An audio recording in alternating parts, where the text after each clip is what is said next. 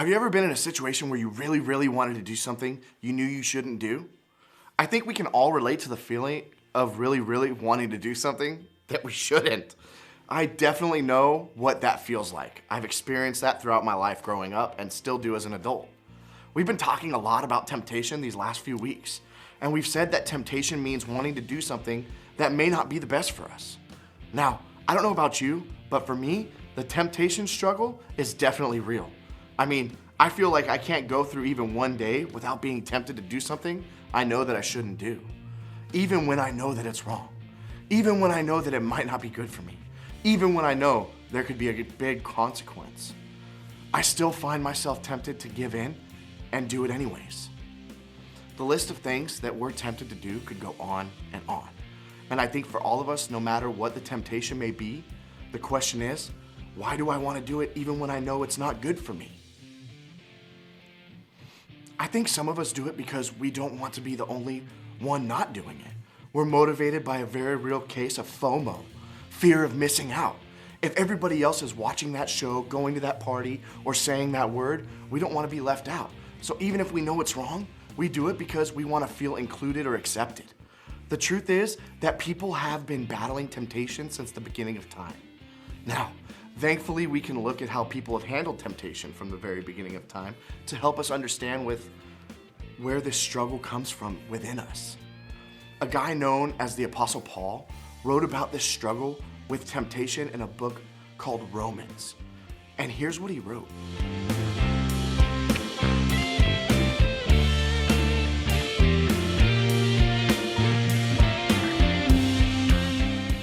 Can you relate? I know I can. So many times I find myself feeling just like Paul. I want to do the right thing, but I choose to do the wrong thing instead. Something in us is pulled towards mistakes, sometimes over and over and over again. Even when we know it's wrong, we do it. Even when we know there's consequences, we do it. Even when we hate the way it makes us feel, we do it. And like Paul, we just don't understand why. Well, look at what he wrote a few verses later.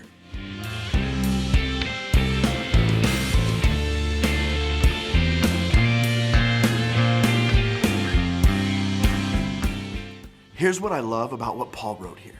Paul totally owned it. Here, he was this great Christian leader, owning up to the fact that he struggled with temptation and sin. Wouldn't it be cool if more people in our lives owned up to not being perfect? If they admitted they didn't have it all figured out? I remember wishing more adults were like that when I was in middle school.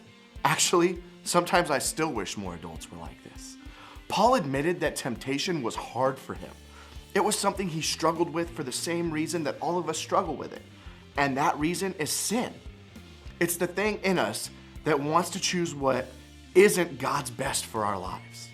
The struggle was real for him then, and I know it's real for us now. It doesn't help that sin is made to look so good. It almost promises us it's going to make our lives better or give us something we really, really want. That's what makes it so tempting. Even though we know it's not good for us, there's something in all of us that makes us want to do the wrong thing sometimes. That's why we need Jesus. Check out what Paul wrote earlier in his letter to the Romans.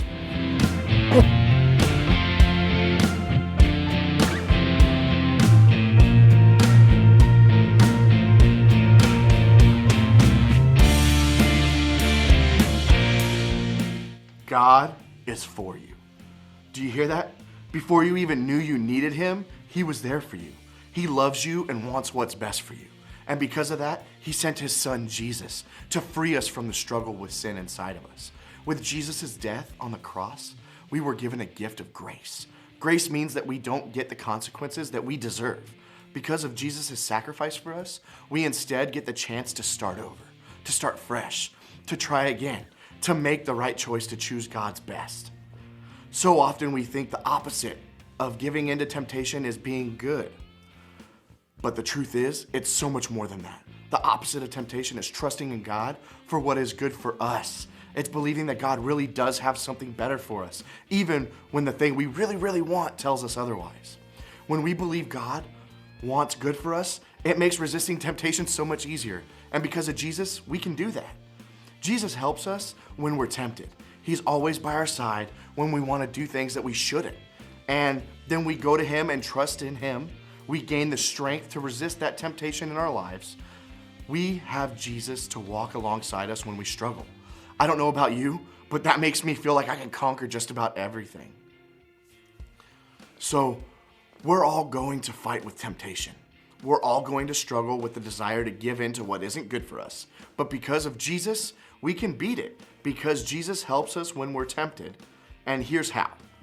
First, admit the struggle is real for you. Before we can accept God's grace, we have to admit that we need it.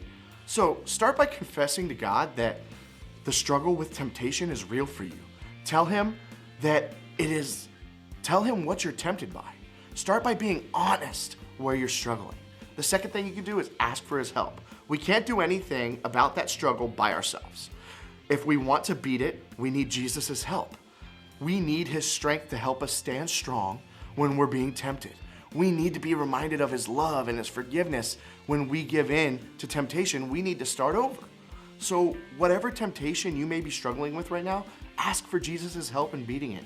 Pray that he will give you the strength and wisdom to choose what is his best for your life. And the third thing, give grace to the people around you. None of us are perfect. I'm not, you're not, neither is the person who makes the mean comments on your social media, neither is the teacher who is cranky every day in class, neither is your stepmom or your annoying little sister or your tough dad. Remember that just as much as you need grace, so do the other people around you. When the people in your life mess up, give them grace. Show them that you care and that you know they can start over. 4, trust God's heart towards you. Ask God to help you trust that he wants what's best for you. Ask God to help your heart understand that he really is for you, that his intentions for you are so good. They're beyond what you can even think of. And if we trust him, even when we don't understand why, it will always end good for us. Always.